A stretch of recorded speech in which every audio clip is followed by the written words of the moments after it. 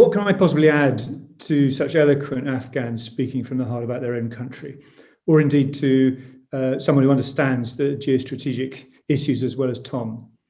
I think what I have is a strange experience in a sense. I was a former army officer. I commanded the British Army in Helmand province, and now I'm running an NGO. And I reflect that I think three big things have happened in the last 20 years. 9/11, and I first visited Kabul in the spring of 2002, when it still appeared to me to be pretty much a medieval city. And the second big event is the financial crash, and the third event is what we're going through now in COVID.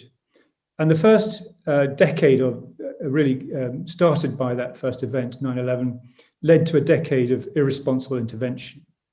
But what followed it after the crash was a decade of irresponsible isolation. What I think we should be trying to do is find a middle course between those two extremes.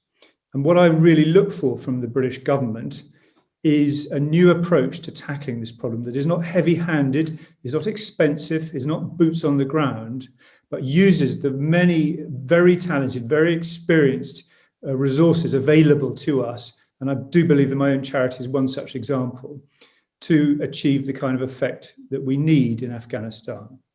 And I believe that we need to come up with a new approach to this. Now, my sector, the mine action sector, has dealt very effectively with 80% of the Soviet landmines from that era. And it's pivoted now into the improvised explosive device, the IED. It's dealing with small arms, it's dealing with weapon stocks, it's destroying over 80 tons of ammunition a month in Afghanistan.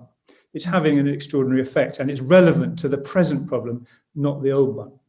So I want to, in a sense, reinvent my charity, not as a mine action charity, but as one that acts on conflict. Action on conflict is something that I think should be coming out of what the British are doing. And I don't think that's a political thing. I think it is something that has an effect that transcends the various tribes that we talk about. This isn't about a purely humanitarian effect. It's not purely about a purely military one or a diplomatic one. I want to get beyond that to doing something that's genuinely integrated. And that, I think, is the trick that we should be pulling off. So in terms of the second question, how do we avoid being politicized? Well, my charity is impartial, it's neutral. It acts for the people of Afghanistan. It's not working for the Taliban, and it's not working for the government of Afghanistan or indeed for the British government. It is working for the people of Afghanistan, and it therefore has high trust amongst those people. That's why we're called the Halo Trust, after all. So that's what we want to do. And I believe that by getting rid of ordnance of whatever sort, we can create jobs in the short term, and we could be an employer of literally thousands of former fighters. And we give them a disciplined, respectful, trustworthy job for the future. But then more importantly, we create sustainable livelihoods, because on that land that was previously contaminated, farming can start and industry can grow. So those are the things I think we should be focusing on. And indeed, our scale, when we are threatened, allows us simply to move. We can simply pick up sticks and move to a different part of Afghanistan. And we do so regularly whenever we're threatened.